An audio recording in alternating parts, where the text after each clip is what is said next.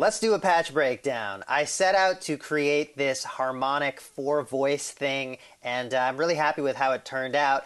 The Bard Quartet here from Shackmat is the thing that kind of pulls this all together, and Shackmat did send this over to me recently along with a couple other modules, so big shout out to them. With the Bard Quartet, you get 4 channels of quantization, so you can harmonize things all to the same chord, and you can scroll through 8 different chord slots and choose either individual quantization settings for each channel, or you can have them grouped in any combination. So I've got a bunch of random voltages going into the Bard Quartet, and it is quantizing them to create notes for my 4 voices. And then I also have this random voltage coming from rand step, which is randomly choosing a new chord every couple of beats. So let's have a listen to our first voice. This is the 2 HP bell going through the Make Noise mimeophone.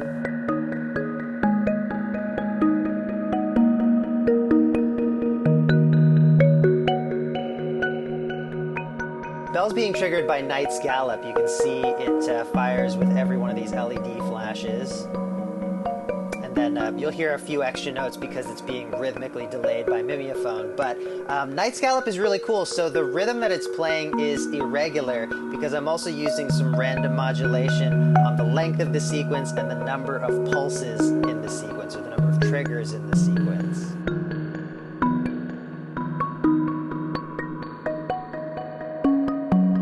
So that's a really fun one. Really easy way to get musical rhythms. All right, on to the second voice. This is kind of our bass voice. And this is the Winter Bloom Castor and Pollux. It's going into this Bastel Icary filter, and I'm modulating the filter to be at a completely different point with each note that's triggered. So you can hear there's a lot of timbral variation with each note that's played. The notes are, of course, selected randomly from our chords, but these notes are in a completely regular rhythm. They're playing every, I guess, bar, maybe 2 bars, depending how you want to count this. And that's being fed through an Endorphin's Milky Way just to give it a little bit of reverb. Normally I wouldn't put reverb on a bass part, but here it just felt right with how this patch developed. All right, third voice. So the oscillator here is the Patching Panda Operat, and it is doing this climbing and descending shape, but of course the notes are semi-randomized and being quantized according to whatever the current chord is in the Bard Quartet.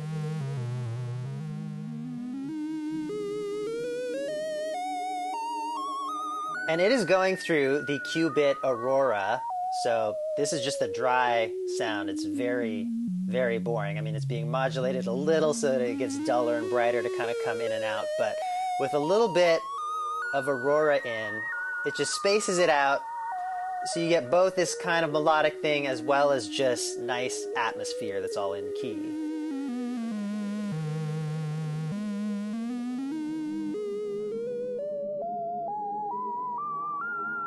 All right, and maybe before I show you the fourth voice, I'll just go through some of the kind of utilitarian stuff. So the IntelliGel Noise Tools up here is acting as the main clock. I've got a 4-stack cable stack up here, sending that clock to all kinds of other places. That keeps all the voices in the patch in sync. So it's clocking a couple other little sequencers. We've got 2 slightly different random voltages modulating the 2 parameters of Night's Gallop, the length and the amount of pulses in the sequence. Steppy over here is providing a couple different rhythms. It's just a very handy, very easy to program trigger sequencer, up to 64 steps and 4 channels. I've got a time Apprentice up here dividing the clock by 3. I'll come back to that when we talk about the fourth voice. And for modulation, I've got a bunch of things going on. There's 2 qubit chances and a rand step. These are all kind of doing the stuff where I want something to be different on each note, because they can be clocked really easily, where it's like every time they receive a new clock, they generate different random values. So one of them is providing the notes for the bell, one of them is providing the notes for the bass, and then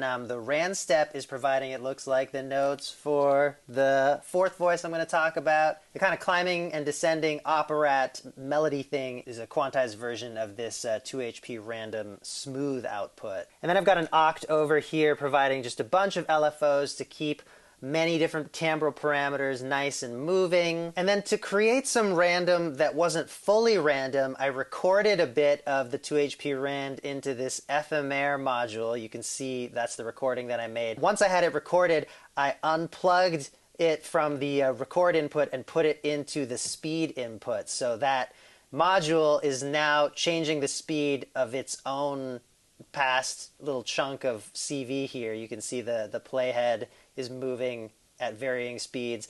So just creating something where you know, it's partially random but also has a repeatability to it. ALM pip slope is the envelope for the bass voice, and I think that is a roundup of the modulation that I'm using. So let's plug in this fourth voice. And I mentioned I was using this time Apprentice to divide the clock by 3. So that is triggering Plonk, playing this patch that kind of feels like strings at times. It's an interesting one, and I'm modulating the decay so it gets shorter and longer. It's also going through Desmoda's Versio for a huge amount of kind of washed out delay and reverb. So what I like about this is with the clock divided by 3, but the bass playing kind of, I guess, every 8 beats, I think it is, you get this interesting polymetric thing happening.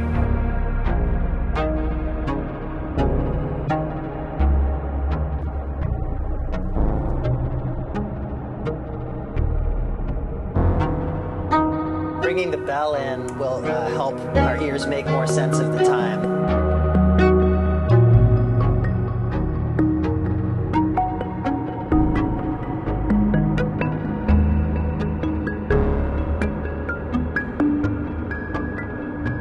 I'm selecting the bass sequence here so you can see where it's triggering.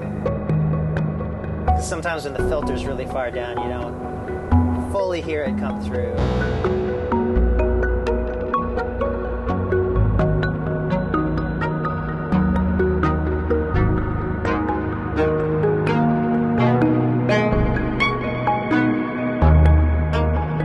Also, with how low Plonk sometimes goes, in a way it overlaps with bass duties.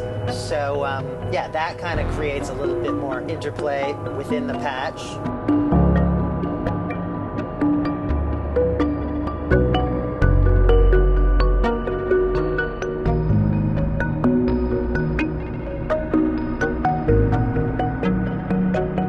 And let's bring in that ascending and descending line again.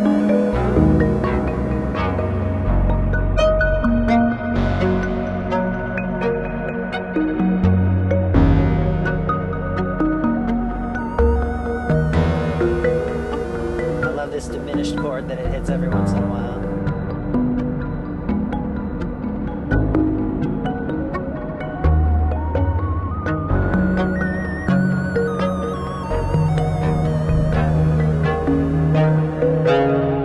So I hope this video gave you some ideas and inspiration. I was trying to strike a balance between showing what was going on, but not diving into every single patch point, since there's probably about 100 here. But if you have any questions about what else I'm doing in this patch, just leave a comment. I'll try to respond to all of them. Thanks for watching.